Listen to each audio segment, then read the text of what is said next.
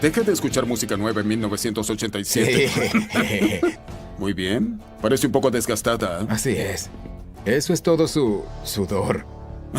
Hermoso. Él acaba de soltar una jaula de pájaros sobre el mostrador. Lo que no sabe es que esa jaula desaparece en medio segundo frente a 50 niños y fue construida hace más de 100 años por uno de los magos más legendarios del planeta. Otro trae una simple correa de guitarra, pero empapada con el sudor original de Stevie Ray Vaughan. Y uno más aparece con un billete de $10,000 que sobrevivió a un incendio y a una orden presidencial que prohibía tener oro bajo pena de prisión. Uno por uno, estos objetos cruzan la puerta como si nada, pero lo que está a punto de pasar es oro puro. Vas a ver una máquina que hace magia sola, una pintura que fue entregada como propina, un libro prohibido que podría tener la fórmula para crear riqueza infinita, y una medalla que celebra el momento exacto en que Estados Unidos se conectó a sí mismo con un canal de agua y pura locura. ¿Cómo llegamos hasta aquí? Estos son los 7 objetos con historias tan potentes que podrían estar en museos, en bóvedas o en tu pantalla ahora mismo. Número 7. La jaula que desaparecía frente a 50 niños. Algunas cosas se valoran por su peso en oro, otras por su firma y unas pocas por su capacidad de hacerte sentir que la magia es real. Ese fue el caso cuando una mujer llegó a la tienda de empeño con una caja antigua en las manos. Adentro, algo que parecía salido de un baúl del siglo pasado. Una pequeña jaula metálica con diseño clásico y estructura plegable. Rick, con ojos curiosos, le preguntó, ¿qué es esto? Ella respondió como si revelara un secreto de familia. La jaula desaparecedora de Blackstone, y no lo decía a la ligera. La mujer había estado casada con Harry Blackstone Jr., un mago legendario de Las Vegas, y esa jaula era el truco que abría cada uno de sus shows. Pero la historia se remonta aún más atrás, a su padre, Harry Blackstone Sr., uno de los magos más famosos de la era de vaudeville, en los años 1910 y 1920. Un mago que llegó a estar al nivel de Houdini, y este era su acto estrella. Entraba al escenario con la jaula en las manos, pedía a varios niños del público que se acercaran y tocaran el objeto con él. Todos colocaban sus manos sobre la jaula, y entonces, en un solo instante, en un solo frame si lo grababas, la jaula desaparecía del escenario, sin humo, sin luces, sin cortinas, desaparecía. El objeto frente a Rick no era una réplica, era la original, fabricada por el mismísimo hermano de Blackstone Sr. en 1913, una pieza frágil, histórica, con herrajes metálicos, estructuras colapsables y un diseño tan secreto que ni Rick podía entender cómo funcionaba. Quería saberlo, lo intentó mirar, girar, manipular, pero no había forma. Y lo más interesante, la mujer no lo haría funcionar ahí. No te lo mostraré, es frágil, y solo un mago sabe cómo hacerlo. Pero yo quiero saber cómo funciona, le responde Rick. Entonces tendrás que convertirte en uno, dice ella sonriendo. Rick llama a su amigo, Murray, un mago profesional con décadas de experiencia en el Strip de Las Vegas, y cuando Murray la ve, suelta una frase que resume todo. Esto es el santo grial de la magia. Confirmado, es real, funciona, y podría valer entre $3,500 y $4,500. Rick ofrece $2,500. Ella pide $3,000. Negocian, se estrechan las manos en $2,600, y así, un acto de magia centenario cambia de manos, sin desaparecer esta vez. Es frágil, es icónica, y está impregnada de aplausos, misterio y ese antiguo deseo humano de creer en lo imposible. Hoy, en una vitrina de la tienda, descansa una jaula vacía, pero si cierras los ojos, tal vez escuches el eco de un teatro lleno y a un niño diciendo, ¿dónde se fue? Número 6. La medalla que celebró un milagro de palas y hombres. Hoy damos por hecho que podemos mover mercancías de una costa a otra del país en cuestión de días, pero en 1825 eso era una locura o un sueño, y esa locura la hicieron realidad a punta de palas, sudor y terquedad. La llamaron el Canal de Erie, y esta medalla es el testimonio físico de ese milagro. Un hombre mayor llega a la tienda con un pequeño estuche en la mano. En su interior, una pieza circular, brillante, con relieves hermosos. No es oro, no es plata, es una medalla conmemorativa, acuñada en 1826, un año después de que se completara el canal. Y no solo eso, hay menos de 100 unidades conocidas en todo el mundo. Quizás menos de 75 5. Rick la toma con cuidado. No parece gran cosa al principio, pero en el centro hay una escena alegórica fascinante. Poseidón, dios del mar,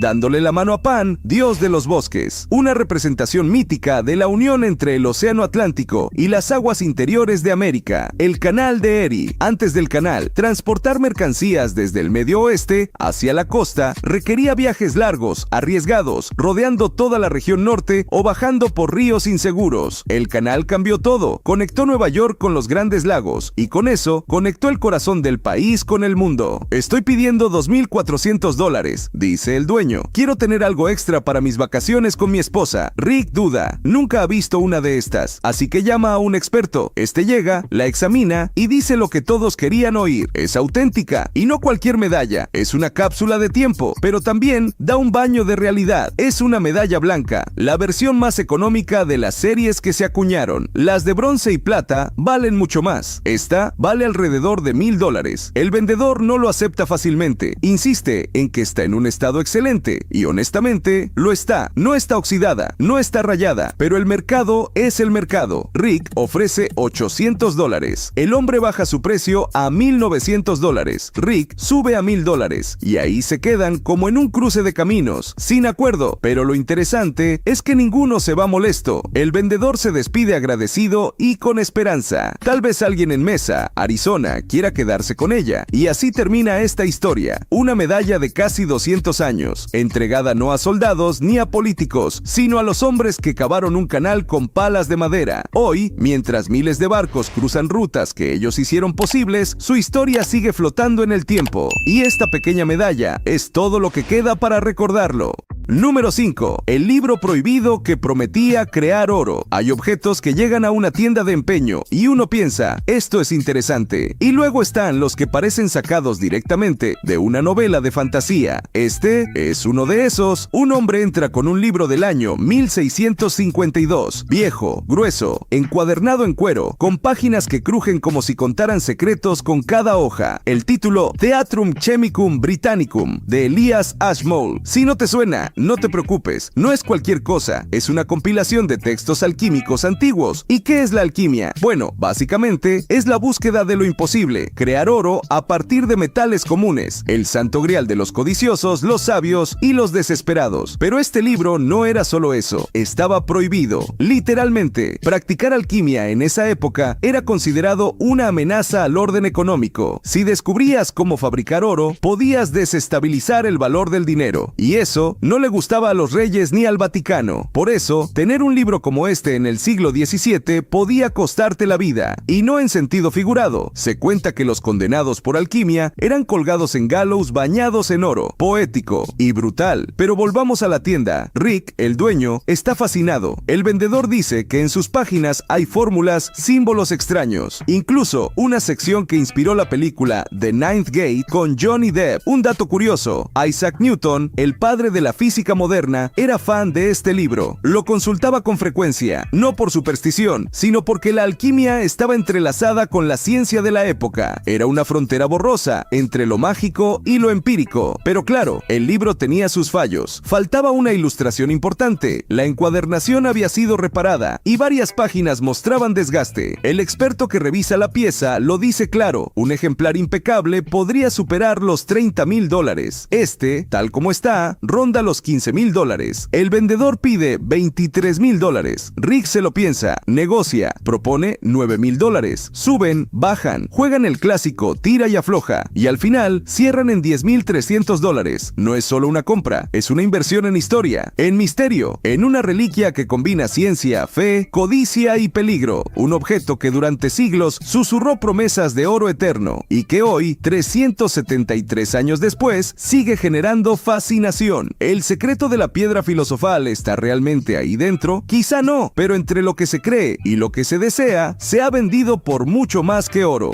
Número 4. La correa sudada de un genio del blues. Hay reliquias que brillan con diamantes, oro o gemas raras, y hay otras que brillan con sudor, historia y pura música. Eso fue exactamente lo que Rick recibió el día que un hombre cruzó la puerta del Gold and Silver Pond con una simple correa de guitarra, pero no cualquier correa. Esta perteneció conoció a Stevie Ray Vaughan. Si sabes de blues, el nombre ya lo dice todo. Si no, te lo resumo así. Stevie Ray Vaughan no tocaba la guitarra, la hacía llorar, hablar, gritar. Su estilo era tan único que incluso hoy, décadas después de su trágica muerte, sigue siendo considerado uno de los guitarristas más influyentes del siglo XX. Y esa correa era parte de su cuerpo musical. El vendedor dice que la obtuvo directamente de la familia de Stevie. Un regalo, una pieza de historia con huellas muy humanas, marcas de uso, rosaduras y hasta el sudor original del músico. Sí, le dice a Rick, esa mancha ahí es Stevie. Suena raro, pero también suena real. Rick se interesa, claro, pero aquí no basta con la historia. En el mundo de las reliquias, la prueba es ley, así que llama a su experto en memorabilia musical. Y este, apenas la ve, suelta una sonrisa. La reconozco, es uno de los modelos que Stevie usaba. Aparece en varias fotos, pero enseguida suelta el golpe bajo. Estas correas eran comerciales, estaban disponibles en los 80s, y sin una prueba sólida de que esta fue la exacta que usó Stevie, su valor baja. ¿Es la misma que aparece en sus conciertos o solo una igual? ¿Fue usada en su época de gloria o antes de ser famoso? El veredicto llega entre $7,000 y $10,000 si se prueba su autenticidad al 100%. El vendedor quería $40,000. Rick, muy Rick, ofrece $4,000. La brecha es gigante y no hay trato, pero el objeto quedó ahí, flotando en la memoria de quienes vieron el episodio, porque aunque no haya habido venta, esa correa representaba algo más que dinero. Era el vínculo físico con un hombre que transformaba emociones en acordes, un artista que dejó el alma en cada nota y quizás algo de sudor en ese cuero desgastado. En un mundo de objetos falsificados, de firmas clonadas y leyendas infladas, a veces lo más simple puede ser lo más valioso. Una correa, un músico y una historia que sigue viva, aunque nadie haya firmado un cheque. Número 3. La pintura que fue un simple gracias. Algunas obras de arte nacen para estar en museos, otras para decorar mansiones, y unas pocas aparecen por accidente en manos de alguien que nunca las pidió, pero las valoró igual. Eso fue exactamente lo que pasó con esta pintura de Jim Daly, un artista estadounidense conocido por capturar la nostalgia del pasado, la vida rural y las emociones sutiles de una época que ya no existe. Y sí, también por tener una increíble habilidad para pintar manos, y eso, en el mundo del arte, importa mucho. El dueño de la pintura entra a la tienda con un lienzo grande, de tonos cálidos. En él, un padre con su hijo, una escena sencilla pero profunda. Rick, al verlo, sonríe. Si mi papá perdiera 40 kilos y se dejara bigote, se vería igualito. Ríen, pero la historia detrás de la obra no es un chiste. El dueño explica que su padre fue mudancero durante años. En una ocasión, ayudó a un cliente a trasladar objetos de una galería. Al terminar, el cliente no tenía dinero a mano para la propina, así que le regaló algo, una pintura original de Jim Daly. La razón, gratitud. Eso fue todo. Años después, esa propina se convirtió en una posible ayuda económica. El hijo, ahora iniciando su propio negocio, decide venderla. Pide $13,000, pero asegura que está dispuesto a bajarse a $7,500 si la oferta es seria. Rick, que conoce de arte, duda. No porque no le guste, al contrario, le encanta, sino porque hay una trampa silenciosa en el arte contemporáneo. Los impresos. Muchas obras parecen pinturas, pero son reproducciones de alta gama hechas en lienzo. A veces con barniz, a veces con relieve, difíciles de distinguir a simple vista. Así que llama a su experto en arte, Brett Mailey, quien al revisar la obra en detalle y con lupa, confirma lo que todos querían oír. Esto no es una impresión, es una pintura original y además tiene el pulgar y firma del artista en el reverso. Prueba indiscutible. Mejor aún, el mercado para una obra de ese tamaño y calidad está entre $10,000 y $15,000. Mucho más de lo que Rick esperaba. Empieza la negociación. Rick ofrece $6,000. El vendedor pide $8,500. Rick sube a $6,500. ¿Podrías hacer $7,500? Pregunta el dueño. $6,500, responde Rick. Silencio. Y luego, trato hecho. Una pintura que fue una propina. Un hombre que creyó que valía la pena traerla. Y un comprador que vio en ella no solo valor, sino algo que tocó su memoria también. A veces, el arte no necesita ser revolucionario para ser valioso. Solo necesita hacerte sentir algo que no sabías que tenías guardado.